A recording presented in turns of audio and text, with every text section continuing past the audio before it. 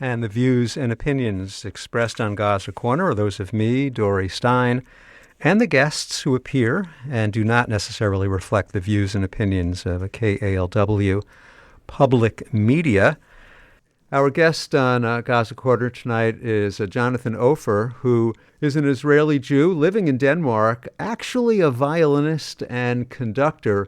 But I know Jonathan as, about a decade as a regular contributor to Weiss, which is one of the many sources I rely on for a Gaza Corner.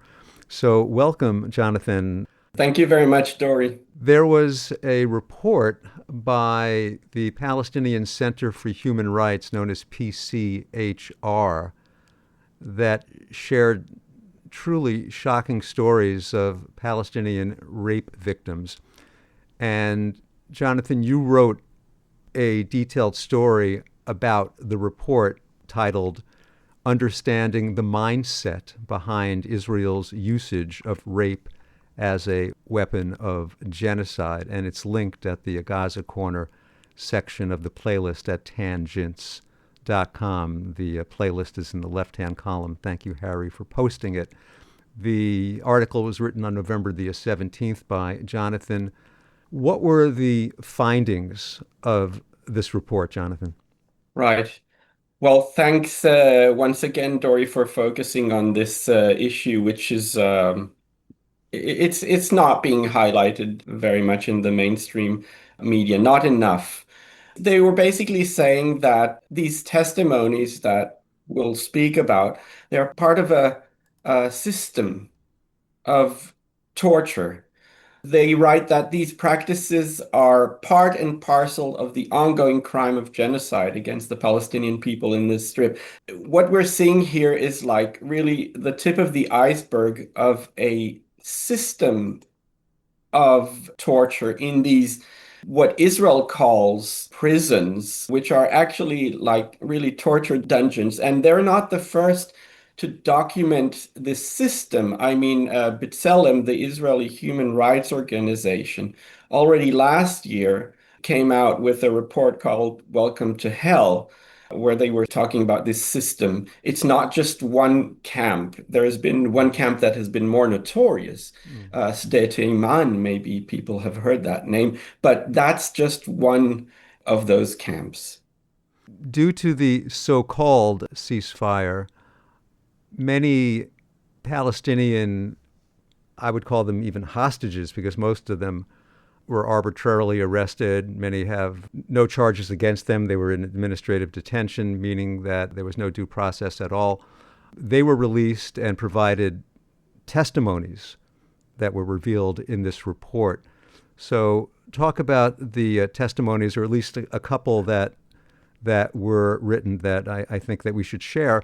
And also, I need to say that the language in these testimonies are extremely graphic, and I think it's important for people to hear them, but understand that it is extremely graphic, and if it's something that you don't want to hear, then you can tune out.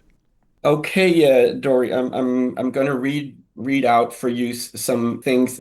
They come out in my article, but actually in edited form. So I think I'll read to you the longer version of one rape case involving a woman. But let's start with a man and involving dogs that are trained to rape. And I want to say I've been hearing, every time there were people released in these deals, we've been hearing these same stories. It's not like this one story of a man raped by a dog. It suggests that these dogs are actually being trained for this mission. I also want to say that, like, if you look, I think it was in February last year, so almost 2 years ago, I've also written an article documenting how the Israeli media is kind of boasting about these torture camps. They actually bring the mainstream media in. Look at these people. They're shackled. They have to be on their knees all day, and they hardly have enough food. They were literally boasting about the sadistic torture of Palestinians. They weren't showing rape. There is a limit to it. But then we had this video.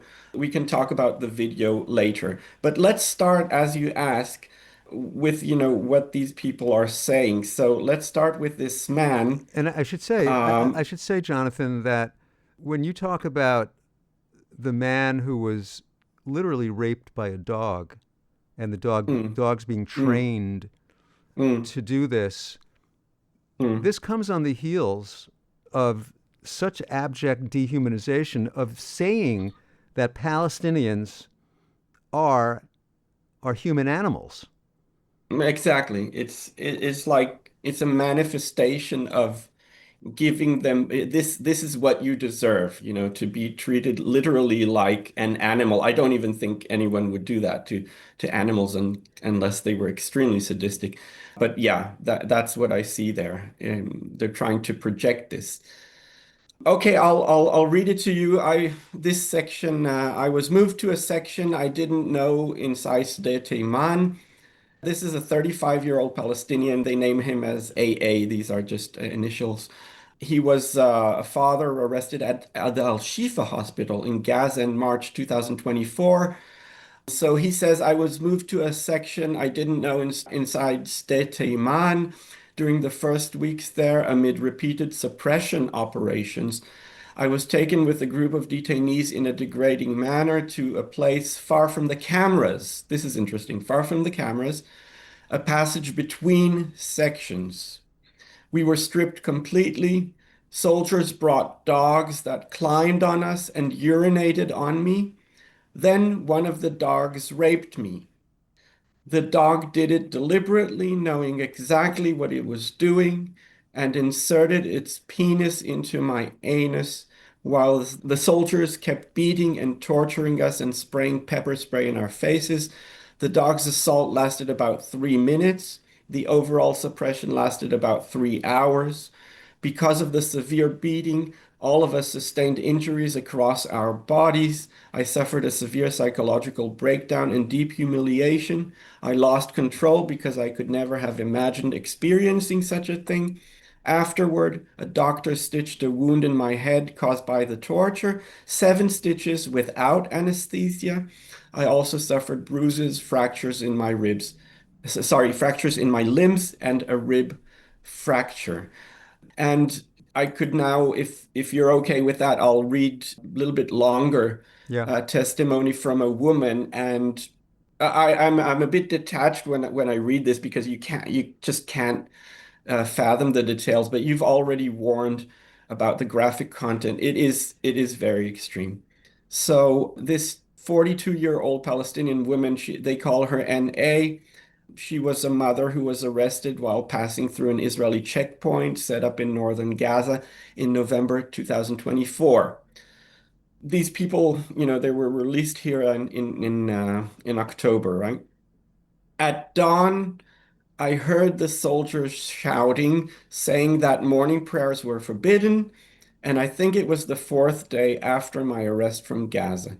The soldiers moved me to a place I didn't know because my eyes were blindfolded, and they ordered me to take off my clothes. I did so. They put me on a metal table, pressed my chest and head against it, cuffed my hands to the end of the bed, and pulled my legs apart forcefully. I felt a penis penetrating my anus and a man raping me. I started screaming, and they beat me on my back and head while I was blindfolded. I felt the man who was raping me ejaculate inside my anus. I kept screaming and being beaten, and I could hear a camera, so I believe they were filming me. The rape lasted about 10 minutes. After that, they left me for an hour in the same position, with my hands cuffed to the bed with metal handcuffs, my face on the bed, my feet on the floor, and I was completely naked. Again, after an hour, I was raped fully in the same position with penetration into my vagina, and I was beaten while I screamed. There were several soldiers. I heard them laughing and the camera clicking as it took pictures. This rape was very quick and there was no ejaculation. During the rape, they beat me with their hands on my head and back. I cannot describe what I felt. I wished for death every moment. After they raped me, I was left alone in the same room, hands still cuffed to the bed and without clothes for many hours. I could hear the soldiers outside speaking Hebrew and laughing. Later, I was raped again vaginally. I screamed, but they beat me whenever I tried to resist. After more than an hour, I'm not sure about the time, a masked soldier entered, removed my blindfold, lifted his face covering. He had white skin and was tall. He asked if I spoke English. I said no. He said he was Russian and ordered me to masturbate his penis. I refused, and he hit me in the face after raping me. That day, I was raped twice. I was left naked the whole day in the room where I spent 3 days. On the first day, I was raped twice. On the second day, I was raped twice. On the third day, I remained without clothes while they looked at me through the door slit and filmed me. One soldier said they would post my photos on social media.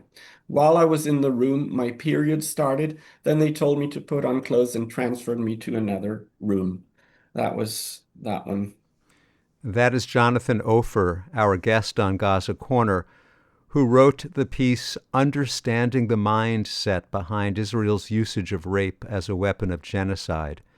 He was quoting from the Palestinian Center for Human Rights, which documented testimonies of systemic rape and sexual torture in Israeli detention against recently released Palestinian detainees. Jonathan, these are not isolated incidents. The report really emphasizes that. These are part of a systemic system of rape in these prisons. Yes, the fact of the dogs being part of it, once again, it shows you don't just do this, you actually train an animal for this purpose. That's systematic. But when we look at what we've seen, there was a mentioning in that testimony about the dog rape that they were taken to a place between the sections, if you recall, where there are no cameras. These people are very aware of the camera issue. It's a big issue. And what we have from the camera is very interesting because a year ago, in the beginning of August, a video was released. A video from the surveillance camera. There's like a surveillance camera at the top of the hall in Stete Man, which actually filmed these soldiers that we're talking about, 12 soldiers, gang raping a Palestinian. And it's both the fact that it was filmed and how you can see them being aware of the camera and trying to hide it. So let's kind of decipher the layers in this. First, at the end of July, these soldiers were taken in for a military police investigation because the doctor who got this Palestinian as a patient whose intestines were ruptured from insertion of sharp objects into his anus. He was complaining about this and he was saying, this actually happened. And there's no discussion about the forensic facts here.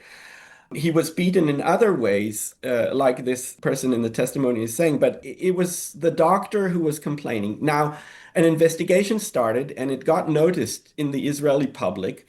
And then there was this whole commotion from politicians and activists to actually stop the investigation. These people shouldn't be investigated. So they stormed the base, and it became this media thing.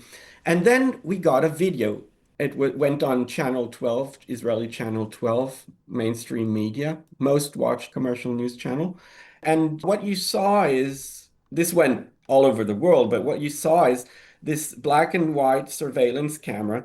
It is filming this hall, and then you have this group of soldiers. They're taking a person out to the side, and then a whole row of soldiers is holding these shields while two other people or something that they do the rape like behind the shields, but you can still see what's going on. So you can see that they are aware of precisely this camera angle right there, in case someone in the system watches this, they could claim you haven't seen nothing Mm. because we just blocked this. But there was really no doubt in the collection of the evidence and that forensic evidence and the doctor documents and so on. There was really no doubt about what happened here. It was an organized gang rape. So what happened with that case was some of those main suspects, they became like media stars. They came out and spoke in the media about, especially right-wing media, about how, they're being basically targeted. They should just give them a break because, we all know that Palestinians are those human animals, which we're not supposed to be punished for treating them as such, right? Jonathan, I mean, when you talk about being treated as heroes, the Israeli Minister of Finance, Bezalel Smotrich, stated, quote, IDF soldiers deserve respect and that they suffered, quote unquote, terrible injustice. And Minister of National Security Itamar Ben-Gvir reportedly stated that it was, quote unquote, shameful for Israel to arrest its, quote unquote, best heroes. And when asked during a discussion in the Knesset if it was Mm, legitimate to, quote unquote, insert a stick into a person's rectum, mm, Hanok Milwitsky, a member of the Knesset from the yeah, Likud party, responded, quote, if he is a Nukba, which is a Hamas yeah, militant, everything is legitimate to do, everything. So this is the mindset, not just yeah, of the yeah, right wing, but of the most yeah. prominent power people in the current government. Yeah, the more recent part of this story is that it turned out that the military advocate general, she admitted that she was the one responsible for leaking this video to the press. And when that happened, Netanyahu, the Prime Minister Benjamin Netanyahu, called it the worst PR crisis. He's saying perhaps the most severe public relations attack that the state of Israel has experienced since its establishment. And the defense minister Israel Katz called it a blood libel. So they're basically all framing this as, a PR issue.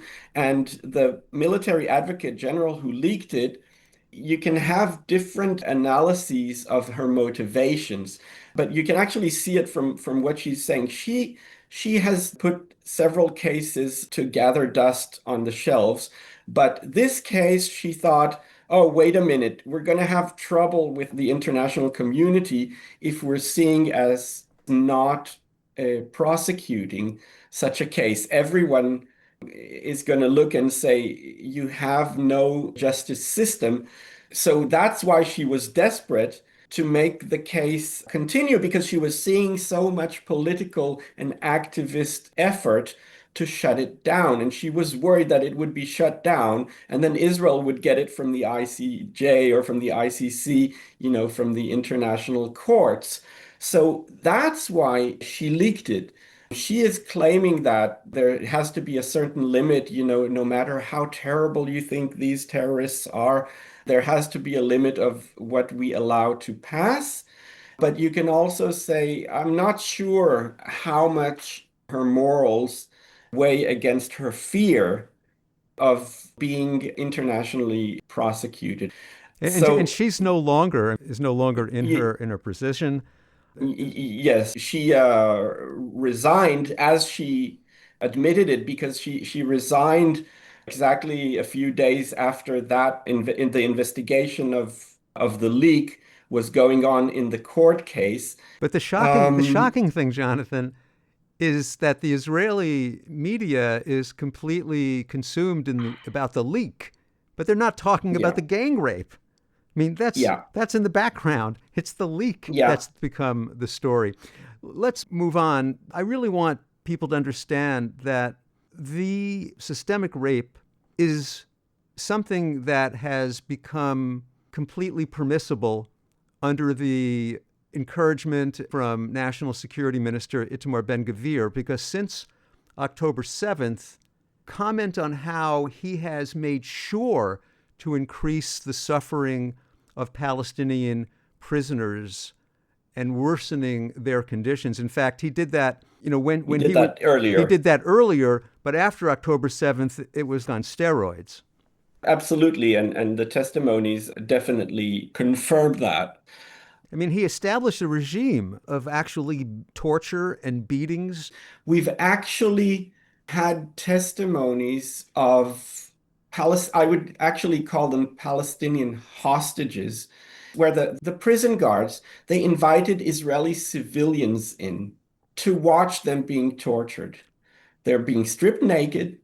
I haven't seen that they were being, raped in front of the civilians. I think even there they would think there's a limit, but they were being tortured in front of the civilians, like in some, sadistic zoo. So it's really gone on steroids, and there's really been this culture of relishing in the torturing of Palestinians. Many people probably have to rack their brains to understand a mindset that can so dehumanize a person that you can willfully enact a systemic program of rape in these prisons. And I think a lot of it is justified in the minds of the security forces because of Israel's mass rape propaganda. They call Hamas a rapist regime. In my view, it's Mm. the other way around. These rape charges against Hamas of systemic rape have never been proven. It's actually been debunked. As recently as November 14th, the United Nations Special Rapporteur on Violence Against Women and Girls, Reem Al Salem, said Mhm. that there was no independent probe finding evidence of rape during the 2023 Hamas attack on Israel.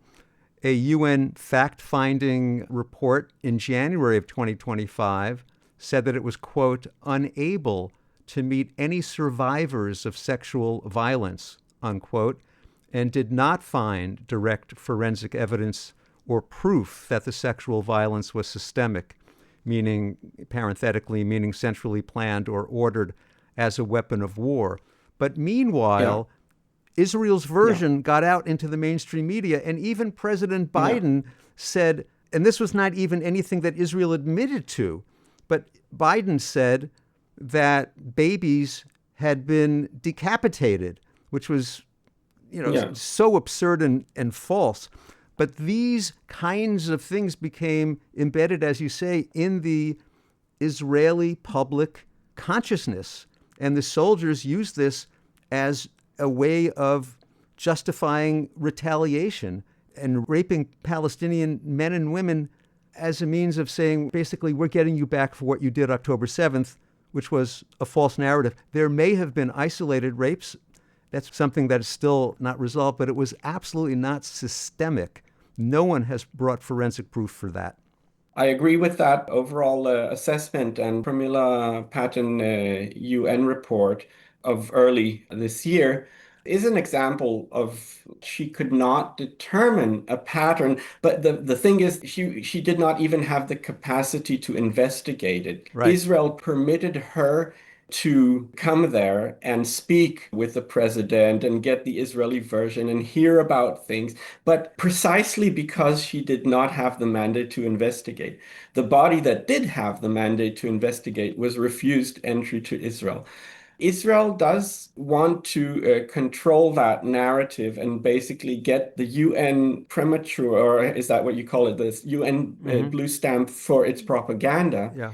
But then when you actually read into the details of what they are using, you cannot quite see evidence for a systemic rape, and it's very hard to see evidence at all. They can say, reasonable grounds to believe and so on. It could be, but the systemic aspect is just not to be seen. And here now, that was once again, we have to make these disclaimers. And here, when we get back to the Israeli case, it's clear that there is not just a systemic aspect here; it's an ongoing systemic aspect. It's not just one day. We're talking about we're talking about weeks, we're talking about months, we're talking about years inside a system that continues this way, and it didn't calm down. This is like the new normal for Israel. I also do want to mention the complicity of the New York Times in propagating this false narrative about systemic rape. It's now become almost a scandalous article and infamous. It's linked at the Gaza Corner section of the playlist.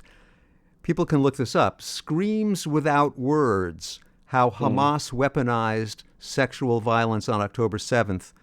So many independent news outlets have thoroughly debunked this flawed investigative piece. Even the newsroom at the New York Times fractured over the story, so much so that the New York Times online magazine show called The Daily was going to air an episode based on its investigation, but withdrew it because there was so much disarray internally. So that was one that really got out into the world, and Yeah. it just reinforced this notion of Hamas was this, rapist regime, which has been thoroughly discredited now.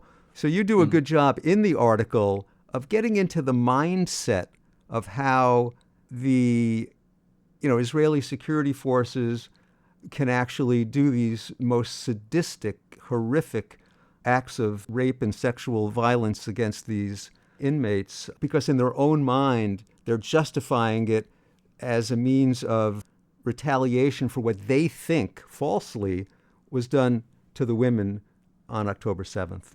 Yeah, I think we're talking, like you say, about a projection. I don't think that most people want to perceive themselves necessarily as rapists, but it's like if you dehumanize the other part enough, then you can live in this illusion that you're not because they're not human. So I don't know what you would call raping an animal. That I think it's still a rape. But anyway, I think another aspect here, Dory, that is important to note is the societal response to this because we have polls about these things. And in August last year, and it's more or less the same now, Israelis were asked, would you want prosecution of this if it turned out really qualified, if it turned out that the suspicion is grounded, that is that they raped the Palestinian detainee, the hostage. With the video, there was a video. Would you want criminal prosecution for that? And 65% of Jewish Israelis said no. They don't want criminal prosecution. 2 out of 3 Israelis said no. At best, tops, they would want a military disciplinary process. And military disciplinary process is basically code language for nothing. They'll move this person to another unit, he'll rise in the ranks, and we've seen these cases in history. They actually often rise to very high ranks after they've been involved in a serious war crime. That's the Israeli Jewish public. Most of it doesn't want this to be prosecuted at all. Let's conclude and thank you, Jonathan. This has been, I think, extremely important information. Jonathan's article, which is linked at the Gaza Corner section of the playlist at tangents.com, is Understanding the Mindset Behind Israel's Usage of Rape as a Weapon of Genocide.